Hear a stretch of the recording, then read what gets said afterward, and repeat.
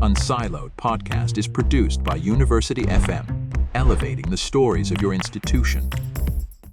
Welcome to Unsiloed. This is Greg LeBlanc. I'm here today with Arvind Narayanan, who is a professor of computer science at Princeton University, also the co-author of this book, which is brand new. It's called AI Snake Oil: What Artificial Intelligence Can Do, What It Can't, and How to Tell the Difference. And you've also co-authored this book from way back called Bitcoin and Cryptocurrency Technologies, a Comprehensive Introduction. Welcome, Arvind. That's right. Hi, Greg. Thank you for having me.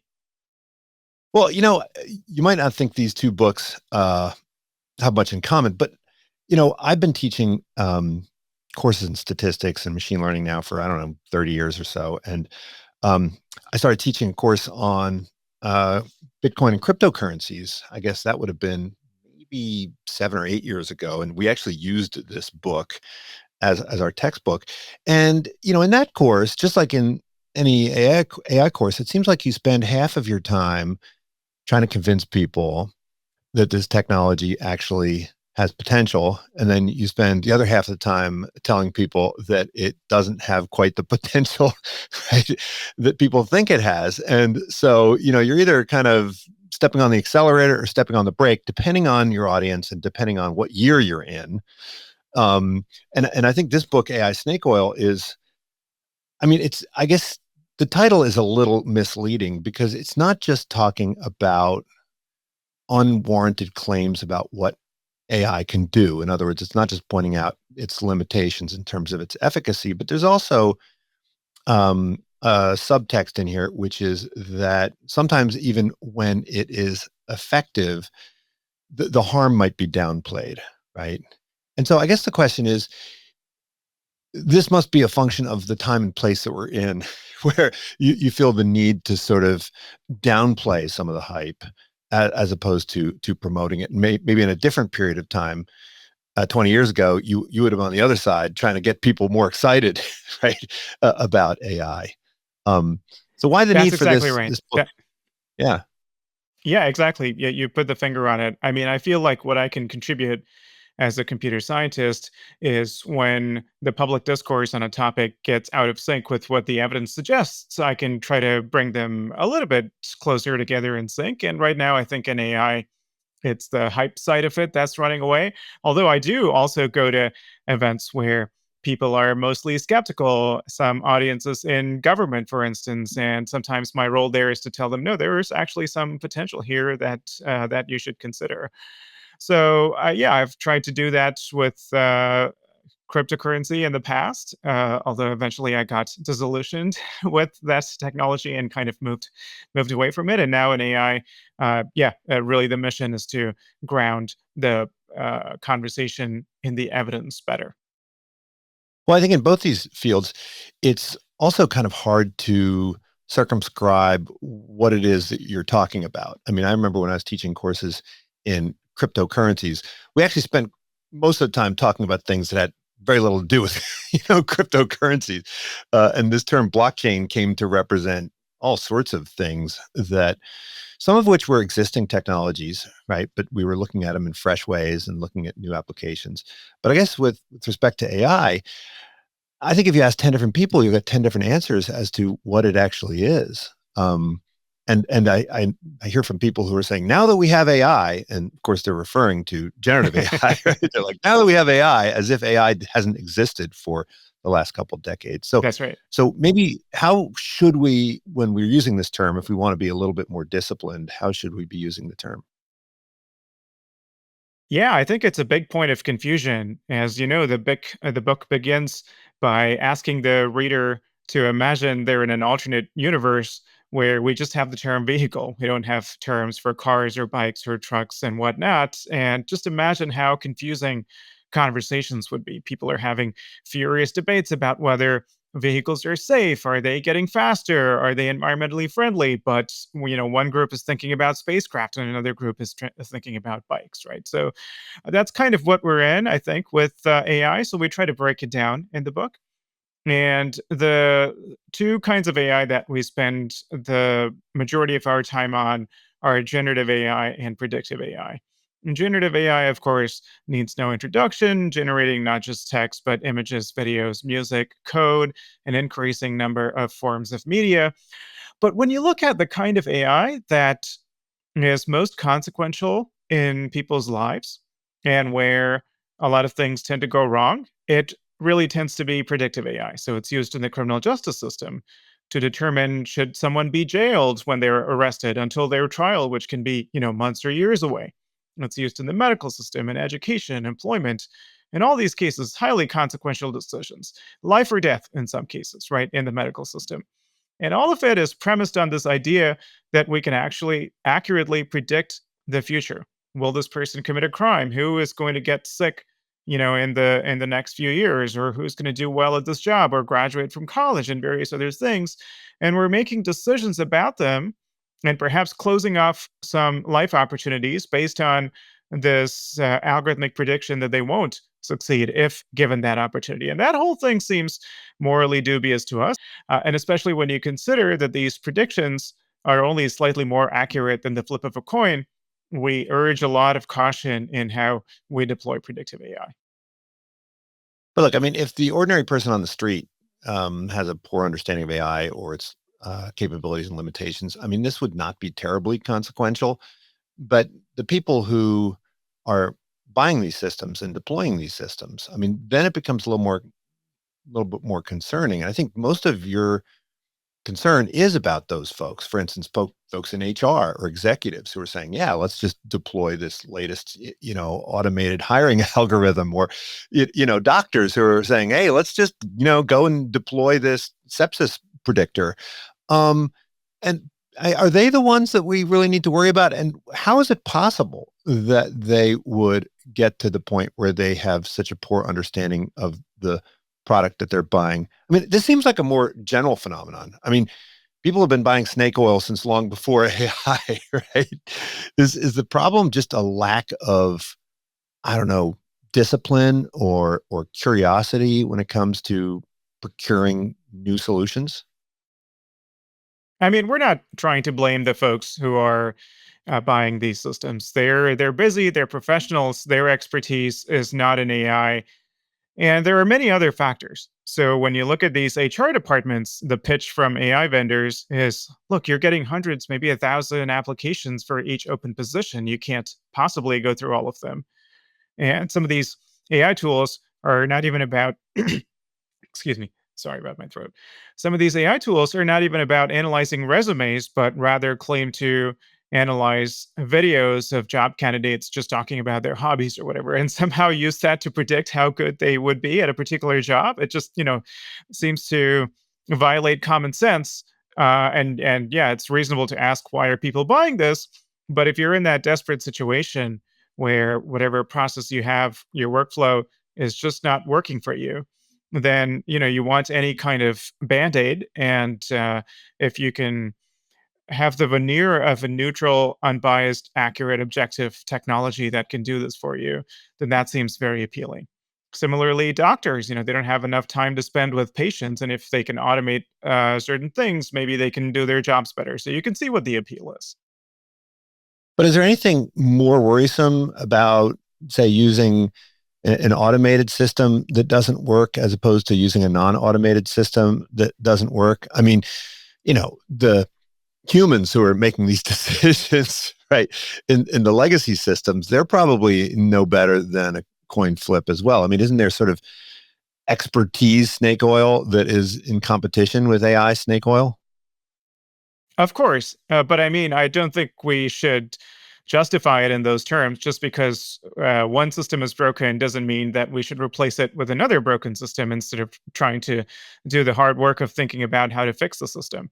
And fixing with AI is not even working, because in the hiring scenario, what's happening is that candidates are now turning to AI to apply to hundreds of positions at once, and it's clearly not solving the problem. It's only escalating the arms race. Yeah, it might be true that human decision makers are biased, they're not very accurate. But at least you have, when you have a human in the loop, you're forced to confront this shittiness of the situation, right? You can't put this moral distance between yourself and what's going on. And I think that's one way in which AI could make it worse because it's got this veneer of objectivity and accuracy. Yeah, I mean, I think you referred to it as what? Automation bias, meaning that we're going to scrutinize it less than we would perhaps if it was a more human system. That's right. That's right. I think in some cases there are opportunities to scrutinize it more in public sector systems, for instance. Criminal justice is biased in many ways, but when you introduce some of these statistical risk prediction tools, the data from those tools becomes available in some cases because of FOIA requests, Freedom of Information Act requests, and so forth. And those few investigations that journalists have been able to do has had a huge impact on uncovering these problems and bringing attention and perhaps uh, you know um, nudging the system towards some change. But if you're in the private sector and companies are going to claim that this data is proprietary, there's no way for anyone to look at it, then you're in a much worse situation. Yeah, because I mean, some people would argue that if it's an algorithm, at least we can scrutinize it. I mean, obviously, some of the deep learning algorithms are very opaque, but perhaps not any more opaque than what goes on in the carbon of the, of the human.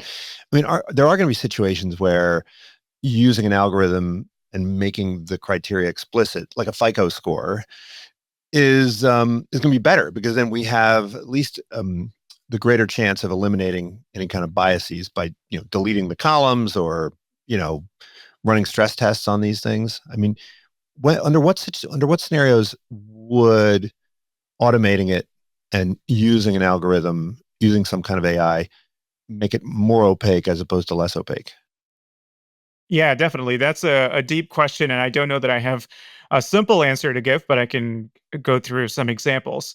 So I think there are cases where we can ask if we should be using this kind of predictive decision making system at all. And in some cases, we don't necessarily have to be. So if we look at criminal justice, right? So yeah, judges' decision making is opaque. But I would ask the more fundamental question: why is anyone predicting which defendants are going to commit a crime? Let's just move away from this pre crime paradigm, right? And so there are many, many ongoing reform efforts where defendants have to wear ankle monitors or whatever it is, and so they don't have to be jailed until their trial. Those also come with their own downsides, but at least that conversation is happening. Whereas, yeah, if you're in a banking situation, yes, a lender has to predict uh, the risk of various potential borrowers. Otherwise, they're just going to go out of business. So that's one basic thing. Do we actually have to do any prediction of people's future behavior? So that's the first thing I would think about. And then if the answer is yes, if there's no alternative to this, then we have to think about opaqueness both in terms of the technical aspect of it as well as the organizational aspect of it. It's true that neural networks are a black box, but that's not, as you pointed out, the biggest issue. Human decision making is a black box as well. The opaqueness more often comes from the organization not allowing the public enough of an opportunity to have a stake, to review things. We've seen over and over again that when these developers do the right thing and bring in the people who are potentially going to be affected by the system and just talk to them in the design of the system, a lot of the issues get surfaced, even if those people are not necessarily technical experts, because their lived experience gives them a really good intuition for what are the kinds of things that can go wrong. Yeah, I mean, you talk about some of these decision-making processes which um, don't have any appeals built in, right? And it seems, I mean, that's always going to be bad regardless of who's making the decision. But it seems like when we automate it, we're more likely to see difficulties in the appeal process. I mean, is that because the humans who would be in a position to do the appeals, they don't really know what's going on, right? And at least when it's made by a human, they have some intuition about what's going on, right? I mean, why is it that we would see fewer appeals available when the process is more AI driven? Yeah, our best guess, we've looked at this a lot. When we look at the way that the vendors of these automated decision making systems pitch them to the government agencies or companies who are buying them, the pitch is often about look, you can save your labor costs, you can cut down the number of people who are in charge of this decision making. But then there's a fine print that says you always have to have a human in the loop, right? So they're contradicting themselves, and they're fully aware of that. So they can, minimize their own liability and cover their asses, but also pitch this as something that's going to allow people to cut costs. And in fact, like I was saying earlier, the impetus for buying these tools is often when the organization is cash strapped, right? So if the reason you're deploying it is so that you can have many fewer people, then those people who are in charge of being the human in the loop are going to be dealing with these applications in a volume that's much greater than what they otherwise would. And so they just don't have the time and resources to be able to understand the system and override decisions when necessary. Well, look, I mean, salespeople are going to do salespeople stuff, right? I mean, they're going to make outrageous claims for their products. But we do have in some domains requirements that they prove some kind of efficacy, and we also have in other domains laws which prevent false claims, right? So why don't we have adequate protections in place? I mean, if you're going to introduce a new drug, for instance, you have to do a clinical trial. But you're talking about introducing these new predictive algorithms in the medical context where there doesn't seem to be any kind of clinical trial required. They are required, so that's the good news. Certainly in the medical context, if it's for automated hiring, yeah, then certainly no trial is required. But actually, the thing we like about the medical domain is that they do those trials, and at least eventually these problems get found out. So there was this case where Epic, a healthcare technology company, built this sepsis prediction algorithm, and they claimed a certain accuracy that was very reassuringly high. And based on that, it was deployed in hundreds of hospitals. And I'm told that Epic, to its credit, did encourage those hospitals to evaluate it on their own, based on their own patient populations and so forth. But again, a lot of those hospitals didn't have the expertise or the time or the resources. So that was skipped in a lot of cases. But a few years later, when one hospital eventually did, they found that the accuracy was not nearly as high as claimed because of things that had gone wrong technically in how Epic built the system. And Epic, again, once again, to its credit, did what we think is the right thing, which is to say, look, take our model, our machine learning model, and train it on your own data within your own hospitals. And that I think is exactly the right way to do it. And so, yeah, so in healthcare, a lot of the time things are not nearly as bad as they are in hiring or many of these other much less regulated domains. Well, look, I mean, in a lot of the cases that you include in the book, it seems like people are violating some of the most basic principles in statistics, right? Like, data leakage or confusing correlation and causation. And I mean, why would we expect? I mean, people always made these sorts of mistakes, but one would think that people in fairly sophisticated positions would understand these fairly rudimentary principles of statistics. Is I've heard people say that, once we started getting into big data, a lot of people thought, oh, we don't need inference anymore. Like, forget about it. We don't need to learn the basic principles of statistics. Is there an element of that where people are so wowed by the technology and so hopeful about the technology that they just sort of forget basic stats? I think that's quite possible. I think there's a combination of things going on. There are certainly people who are doing this without adequate training, but also in some cases, these problems are hard when you're deploying things in production and really messy scenarios where the data is not so neat and it's not so easy to ensure that you've followed all of those principles of statistics and machine learning. So, in the EPIC case, for instance, one of the variables that was used in training the sepsis prediction model is something that should not have been used. My guess, my educated guess as to how that happened is not because the people in charge were incompetent or careless, but because when you've got these healthcare technology systems that need to integrate data from like dozens of different hospital systems, right, where the data is coded in different ways. And overall, you might have thousands of variables that the model needs to deal with, not all of which are operational in any given deployment, but still all of that needs to be considered when training and validating the model. It's just hard. It's just, you know, despite being competent and careful, I think these errors can slip through. Again, I'm not saying that's true in all cases, but I do think there's a spectrum. But look, I mean, there's one example that you had, right? The pneumonia example, where people with asthma had a higher probability of surviving pneumonia, right? Because most of them were given adequate treatment, right? Special treatment, right? And so then people Yeah. concluded, well, oh, they're high probability of surviving. We don't need to give them any kind of special treatment. I mean, how does something like that get through? Uh, it seems kind of bizarre. I mean, that's the kind of thing you could bring to your introductory stats class and say, look at this, right? Basic mistake. So it didn't get through. I mean, there is good news here. We know Mhm. about that example because the people who built that model caught that and they wrote a Mhm. paper about it. Right? That's how we even know. I mean, it's possible that other examples like that got through and no one even caught it, but at least in this instance, they did. Um, you have to you have to take the time to examine the model. If you do, a lot of these things might be common sense. So we recently just did an investigation of the UK's liver transplant matching algorithm, and it had a very similar kind of issue that did get through, and that model predicted a patient to have a higher chance of survival if they did have cancer as opposed to did not have cancer, all other things being equal.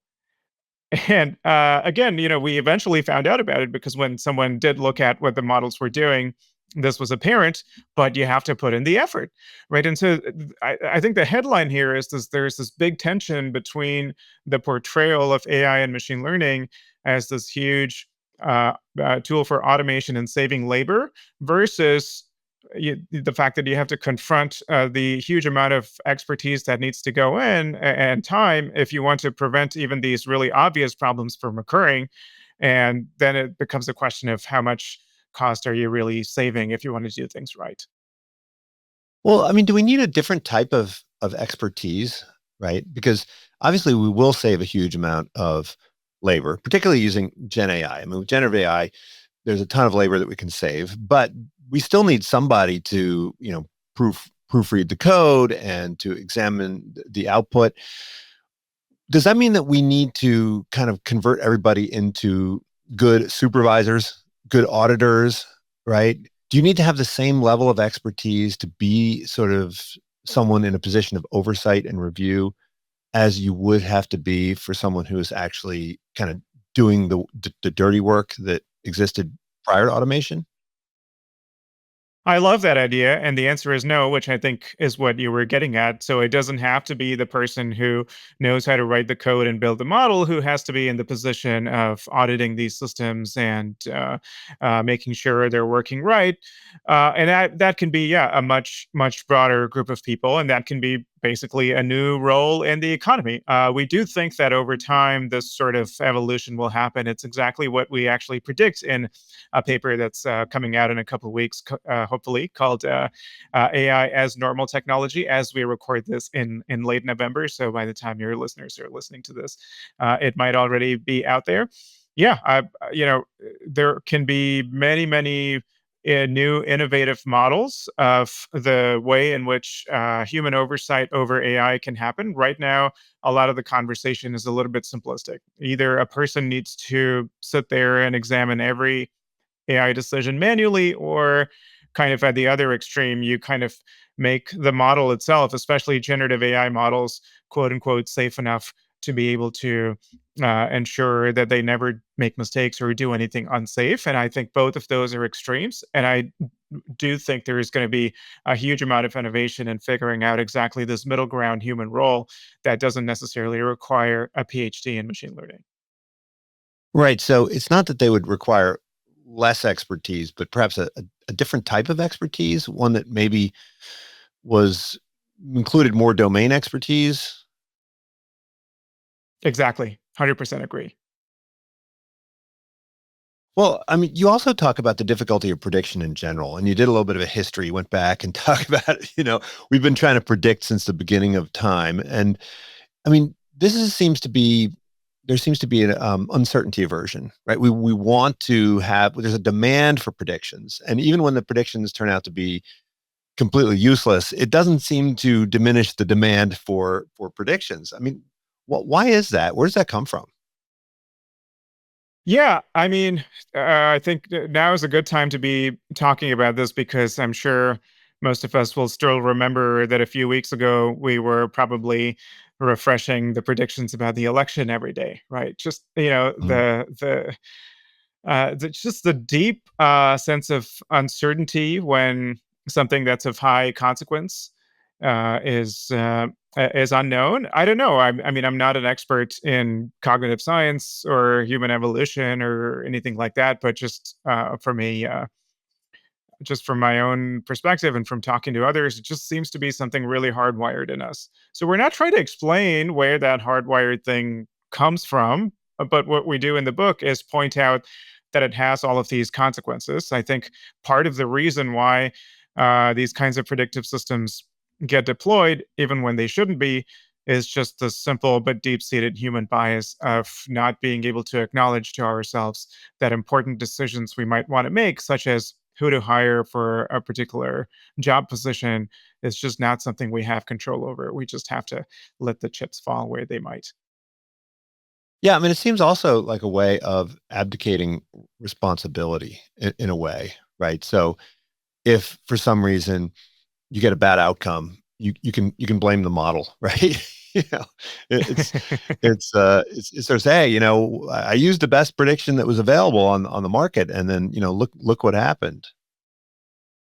Exactly. And so not just responsibility for making good decisions that would benefit your organization, but also the moral responsibility for having so much power over the life of a person, right, who's applying to something or who's being who or about whom a decision is being made in the criminal justice system. In all of those cases, it does seem very comforting to put some moral distance between ourselves and someone whose life we might affect in a really big way. And I think people use this idea of a moral crumple zone, just like crumple zones in cars. And yeah, that does resonate with me.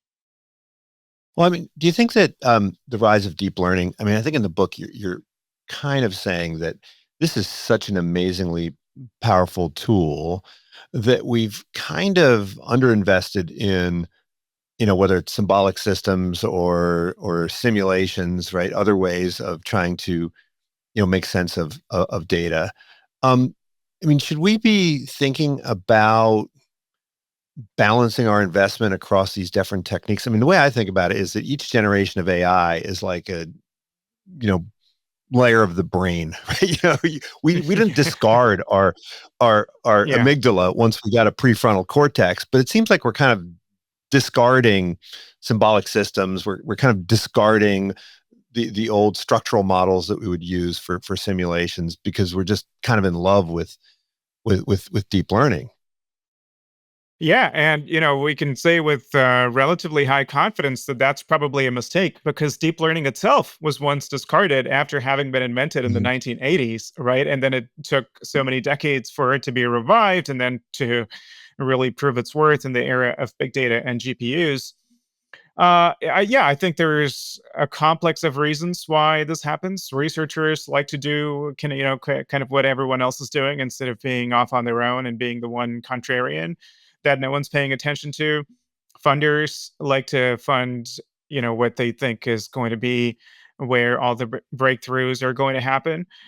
But I think overall this has not served us well, and I don't know. I'm not very confident that this is going to change. I mean, it just in the last few weeks, you can see the herd mentality shifting from everyone saying, "Oh, we're gonna keep scaling these foundation models potentially all the way to artificial general intelligence," to saying, "Oh, scaling is not going to work. We all need to be building these agents and what the machine learning people are calling inference scaling." So just in front of our eyes, we can see this herding happening in real time, right?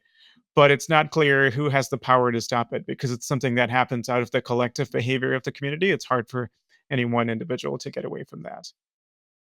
Well, look, I mean, you're not that old, but you've probably seen some shift in the locus of debate from academia to industry. I mean, what's the role of academia now? I mean, it seems like academia, which was the place where all of the great discoveries took place, it's been a bit marginalized in the last couple years, just because of the massive amount of investment that you have to put into these foundation models. It definitely has, and it's definitely a problem. But there is a silver lining, I think. The rise of foundation models has meant that they've kind of now become a layer on top of which you can build other things. And that is much, much less expensive than building foundation models themselves.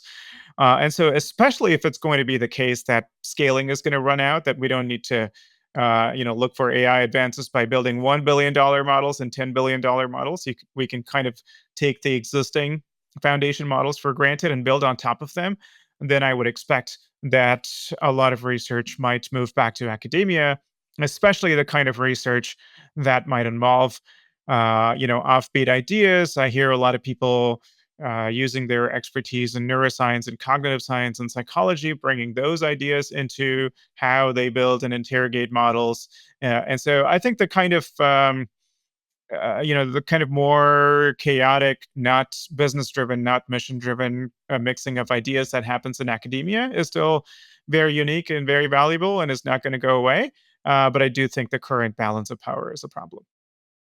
Yeah, I mean, so can academia play a role in sort of policing and monitoring and auditing what's going on? I mean, you mentioned medicine as sort of a model. Like it seems that medical academia, I mean, of course, there's corruption and economic interest and so forth, but it does seem like at least there is a subset of medical academia that's in the business of kind of testing and auditing and evaluating a lot of the things that industry pumps out. That's right. That's right. So let's talk about what we can learn from medicine and what maybe we shouldn't take from them. Yeah, I think that community internalized a long time ago that the hard part of innovation is not the building, but the testing. And I think the AI community needs to learn that. Traditionally, in machine learning, the building was the hard part, and everybody would evaluate on the same few set of benchmarks. And that was okay because they were mostly solving toy problems as they were building up the complexities of these technologies. Now we're building AI systems that need to do things in the real world. And the building, especially with foundation models, you build once and apply it to a lot of different things, right? That has gotten a lot easier, not necessarily easier in terms of technical skills, but in terms of the relative amount of investment you need to put into that, as opposed to the testing, because now you have to test foundation models in a legal setting, medical setting, right? Hundreds of other settings. So that I think is one big lesson. Evaluation is looked down upon in the machine learning community, and its status needs to be raised. So that's one thing. A second thing I would say is medicine uses an interesting combination of kind of ethics and regulation. I think a reason why, as I was saying earlier, a lot of these problems do get discovered in medicine is because of regulation. And we don't necessarily want that in AI. Of course, in high impact areas of AI, regulation is good, but we don't want that across the board. So, what structures can we build so that we have this culture of rigorous testing without necessarily having the same kind of onerous regulation? Well, I mean, we've kind of been talking about the advocates of AI or people selling AI solutions as being responsible for a lot of the hype or the kind of snake oil. But you also talk about the critic hype, right?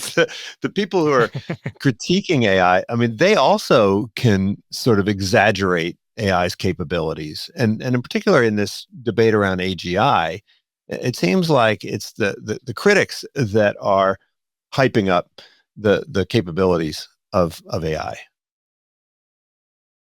Yeah, for example, let's look at the concerns around AI generated misinformation and disinformation. I think, yeah, those are things that we should be thinking about. But a lot of the kind of alarmism, if you will, on that topic has kind of implicitly or explicitly pushed this idea that AI is going to be superhuman at persuading people, and it's a new level of danger that we have not had to deal with before. I mean, that could happen in the future. Maybe we're skeptical, but it's definitely not true of current AI systems. And if we're not careful about those distinctions, we end up in the process of criticizing AI or calling attention to its dangers, making it seem a lot more powerful than it is. Mhm. And whenever the public gets this idea of AI being super powerful in a way that is not grounded in the evidence, actually puts more power into the hands of tech companies because they seem more like geniuses, and they seem more capable of figuring out what to do with this technology, put it into production responsibly, as opposed to the bumbling idiots in government, right? So that's the kind of popular way in which people think about where AI expertise resides.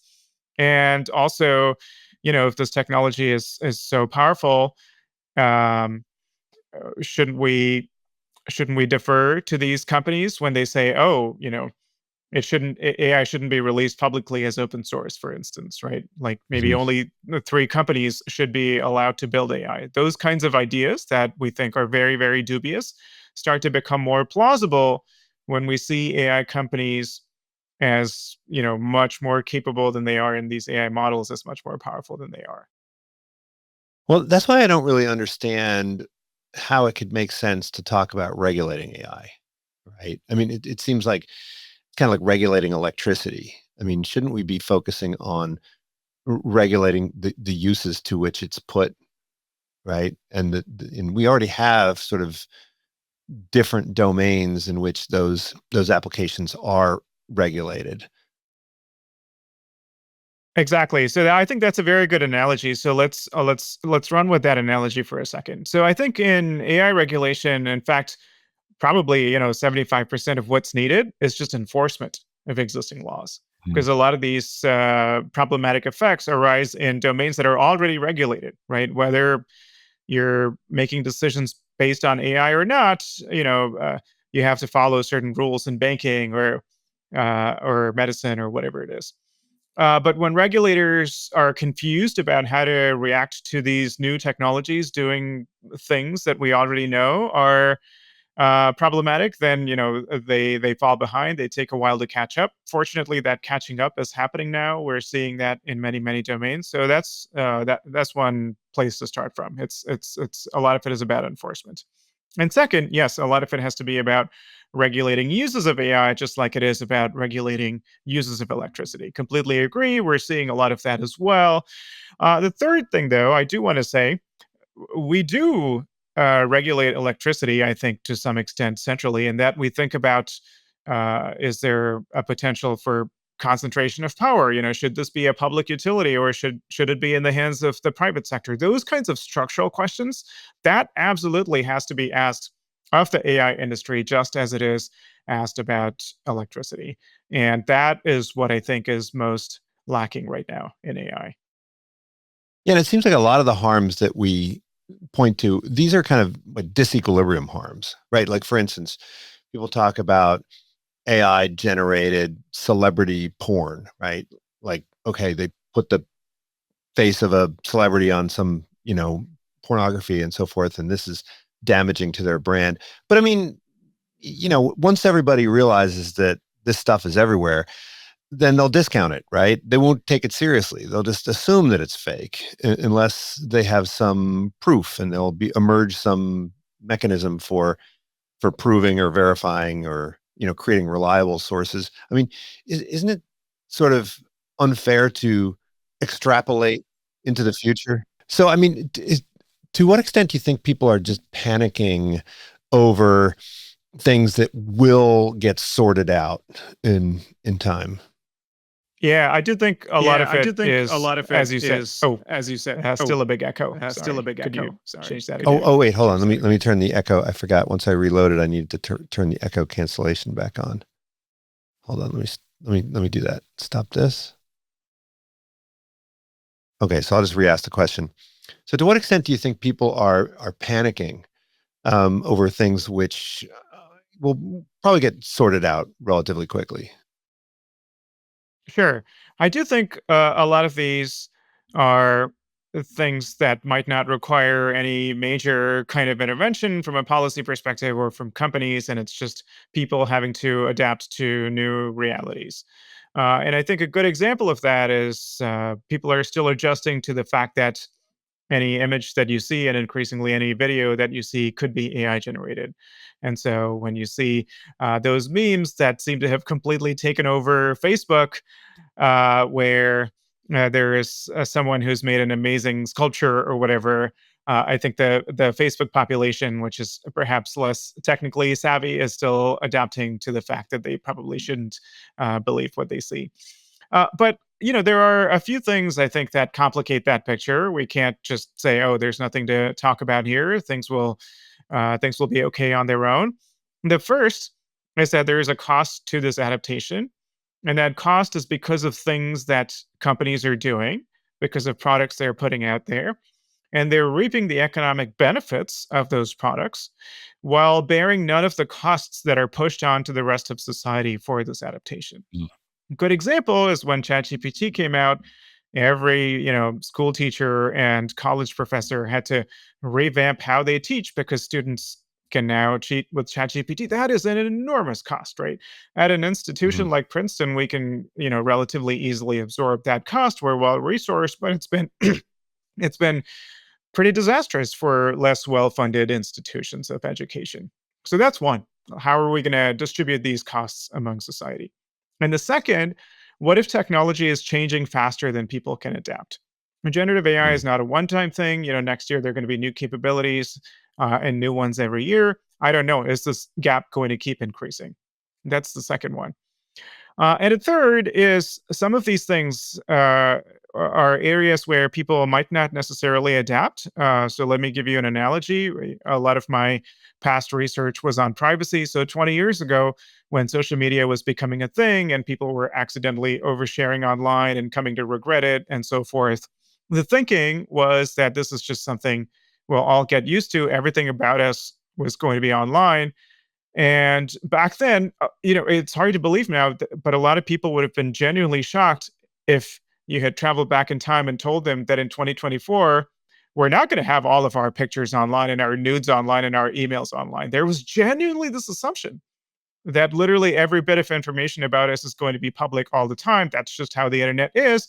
And if we can't get used to it, we're idiots who are not going to survive in the digital age. That hasn't happened, right? We were able to bend technology to our collective will as opposed to necessarily having to adapt to the technology. So I think in some cases it's human adaptation, and in some cases it's shaping the technology. It might not a priori be clear which one is which. Yeah, now you have a whole section in the book on content moderation on social media and elsewhere, and this, I believe, is the expertise of your co-author who had worked in the field at Facebook or at Meta. Um, I mean, this is a fascinating domain. I actually have a student who works at Meta in content moderation, and it seems like an extremely difficult job because on the one hand, half of the people are criticizing you for allowing all sorts of terrible things online. And then you've got the other half of the people that are criticizing you for censorship, right? And you know, for blocking stuff. I mean, it seems like a no-win job. And most people don't realize, but the vast majority of the moderation is being done by AI. And for every post that gets adjudicated by a human, I mean, there's got to be a million that are adjudicated by an algorithm, right? That's exactly right. So that's, yeah, really the central thesis of the chapter. Look, AI is being used in two ways, or could have two potential roles in content moderation. One is just labor saving, right? You have to pay people billions of dollars a year collectively, to the tens of thousands of content moderators if you're a big social media platform to go through all of this content. And so by using AI, you can cut down that labor a lot. And also, it's horrible work. You have to watch videos of beheadings and all the worst of the internet all day. And so that's especially a kind of labor that we can all get behind for automation, I think. So, that's from that perspective, the use of AI for content moderation makes a lot of sense. But then there is this other thing that you alluded to, which is that social media platforms are being criticized from both sides. From one side, for allowing too much misinformation and too much harmful content and hate speech and whatnot online, and from the other side, for curbing down too much on free expression. How do you find that line? That's the critical crisis of legitimacy that these platforms find themselves with. And their answer often has been to try to say, oh, we're doing it objectively because we're letting AI handle it. And that just hasn't worked. You cannot solve that perception problem with AI. Fundamentally, these platforms are kind of unelected arbiters of the public square. And that, it sucks to find yourself in that position, but they're not trusted and AI is not trusted. And mixing the two is not going to improve trust. It's only going to make it worse. Well, but it seems like in that domain, just like in medicine, the big problem arises when there is a divergence between the private and social costs of false positives and false negatives, right? So that they have a Say more. What do you tendency mean by to, that? well, I mean, if they were to have a filter which lets a lot of harmful stuff through, that's not particularly bad for the platform because it drives engagement, but it is harmful for maybe the broader community. So if anything, they're inclined to be um, more permissive with respect to, say, harmful content. And similarly, in medicine, right? If you have, say, a litigation cap that limits your liability in a tort suit for a mistake, then the hospital will presumably make fewer investments to avoid mistakes, right? So it seems like the problem has to do with the externalities that arise from the different types of error. Yeah, fair enough. There are all kinds of complicated incentives. I won't claim to have a definitive view on that, but you're absolutely right that when ultimately what we want out of the system is for it to function in a healthy way for the benefit of the public, right? When it has become central to our democracy, for it to be governed based on the commercial incentives of these actors, yeah, just it just cannot be good. So you actually have a course, right? And you have a newsletter, right? That is tied to this book in some way. When you're teaching this material to your students, I mean, what's their response? Do they come in with an overly optimistic or an overly pessimistic view of AI? Which direction do you feel that you need to emphasize, right, when you're working with today's undergrads and grad students? Things have changed a lot in the last 10 years or so. Back then, it was hard to even make the case that we should be teaching ethical issues in a computing curriculum. And, some people would come up to me and argue that it should not be the job of technologists Hmm. to worry about that. And technologists should just build technology and it should be up to someone else who deals with policy or whatever to figure out what the rules should be for technologies and platforms. And of course, that clearly has not worked out because so many of the normative stances are just embedded into the design of the technology itself, and it's proven to be impossible to separate the two. And students coming in today seem to be well aware of this, so that's the good news, right? So they want to be able to think critically about the difficult decisions that they will have to encounter in the industry. And I don't know. I mean, maybe this is just my privilege of being a Princeton professor, but the students that I encounter, I'm not seeing too much of either the crazy hype or the overly dismissive and negative views. So I feel like I'm in a really good spot, and I've really enjoyed teaching these classes. Mhm. Well, last question, and I'll circle back to your earlier book on cryptocurrencies and Bitcoin.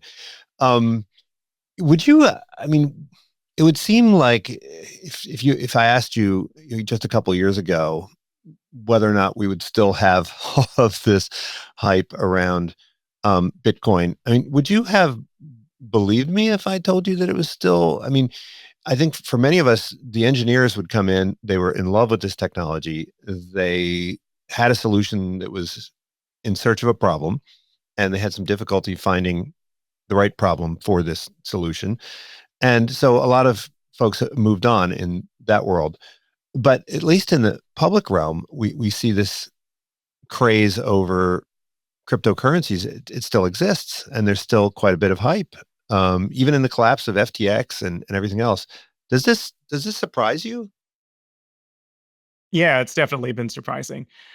Yeah, like you said, I think many of the engineers came in, thinking that this was going to be a technology that can do good in the world, solve a lot of social problems, and of course, some of them wanted to make money. But I was in the former category when I started getting into this topic in 2012, 2013.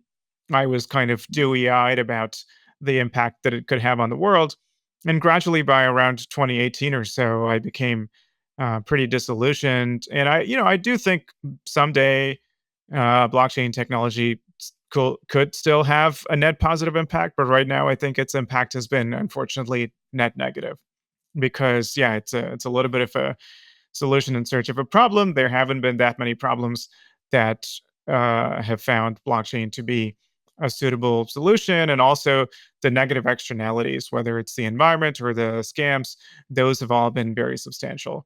I think from the public's perspective, none of those criteria are really that relevant. I think it's exciting to people, whether it's because it's a meme coin that's fun to invest in, and yeah, they could get rich, or you want to hold on to your Bitcoin for 10 years and see it go up by a factor of 10,000. It's really more from the investment perspective. And I think the investment value is kind of untethered from the underlying factors that engineers might care about. So I think these are two largely separate worlds. And do you think there's anything uniquely American about snake oil? I mean, snake oil was invented right in the Wild West, and Melville wrote his book on the confidence man, and we have P.T. Barnum, and we have politicians. I mean, is it something that's kind of charming about American um, hope in the next big solution to all the world's problems? Is that something you think is kind of paradigmatically American? Yeah, I think there are many aspects of American culture that are represented here. Yes, one is the culture of innovation, and when you have so many innovators, of course, there can be people who pretend to be innovators, and the two go together. Another one is our approach to risks and regulation. I think we are much more willing to embrace risk compared to some other cultures, and also in terms of regulation. For the most part, we don't preemptively regulate. We wait until it's clear that there is evidence of harms. And so, in that interim period, there is going to be a lot of snake oil, regardless of sector. And in fact, you can go back to the beginnings of the FDA as the classic example of this. That's when actual snake oil was sold and ran rampant for quite a while before the FDA was created. And so, we might be seeing something with AI as well. So it might just be the necessary price we pay for innovation. Arvind, thanks so much for joining us. Really wonderful book called AI Snake Oil: What AI Can Do, What It Can't, and How to Tell the Difference. Thanks so much. Thank you, Greg. This has been really fun. Unsiloed podcast is produced by University FM, elevating the stories of your institution.